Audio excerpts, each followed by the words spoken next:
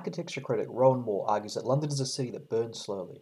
It renews through consuming itself, through changing its physical and cultural fabric, its buildings, neighbourhoods and traditions, from one thing into another, but without devastating what is already there.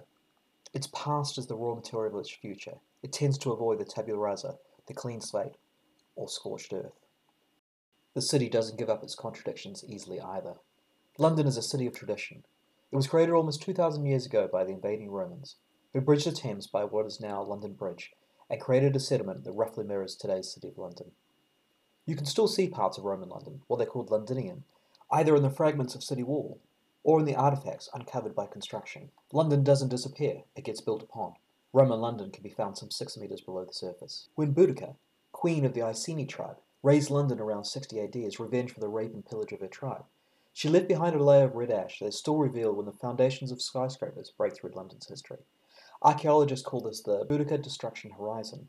Tourists come to London for the sense of old, the sense of tradition, from the changing of the guards to red buses and cosy pubs. But this kind of tradition, that propagated by a white English upper class, represents only a minority of Londoners. So while from the outside, London seems to be the most British place in the world, 37% of Londoners were born outside the country. White Brits make up only 40% of the population.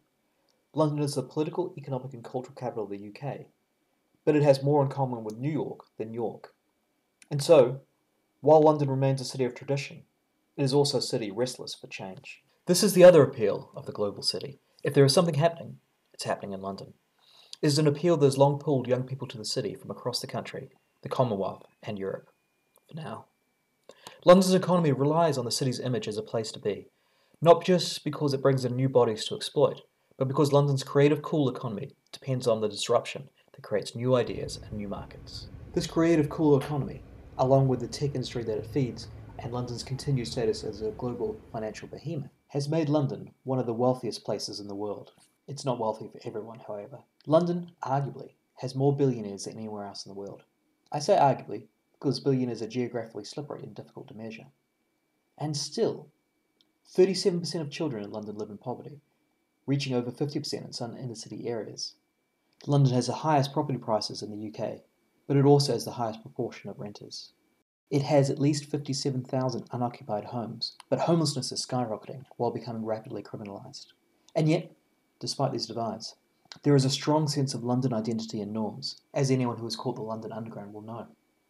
Conversely, there is no longer a set definition of a Londoner, at least for most Londoners. A white, working-class black cabbie has no more claim to be an original Londoner than a woman visiting a mosque in Whitechapel.